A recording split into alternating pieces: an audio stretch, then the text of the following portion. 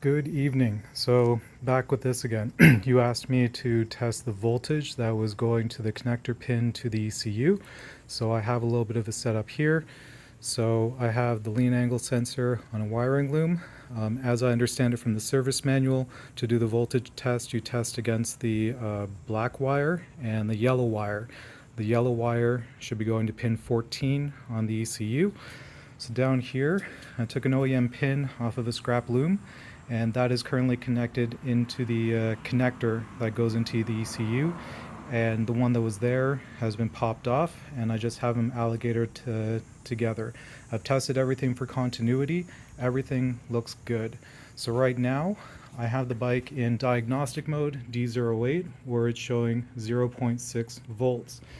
So if I go and put the tip over sensor upwards, the voltage is showing at 4 volts to the connector that goes to the ECU, and the cluster is still displaying 0.6 volts. The ECU is the original one, which ends with the numbers 30. It has a Woolwich flash on it, nothing else that I can really test on that, but that is as far as I can go right now.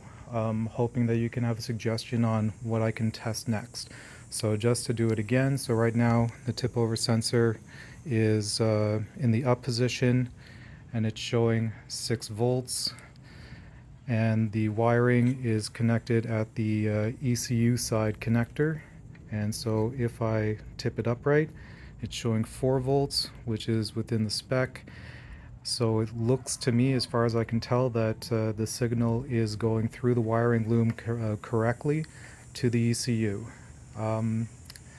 That's all that I can really do for now, unless you have another suggestion. Thanks very much.